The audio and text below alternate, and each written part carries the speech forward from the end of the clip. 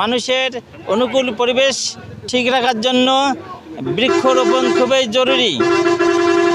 বনবিজ্ঞানীদের মতে একটি দেশের ভূভাগের 1/4 গাছপালা থাকার দরকার, বৃক্ষ থাকার দরকার।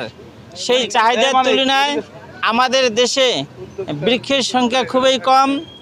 যা হোক, বিগত কয়েক বছর থেকে এই বৃক্ষের রোপণের গুরুত্ব মানুষ উপলব্ধি করতে পেরেছে, যার ফলে প্রতি জ্যৈষ্ঠ বৈশাখ মাসে আমরা বৃক্ষরোপণ করে থাকি।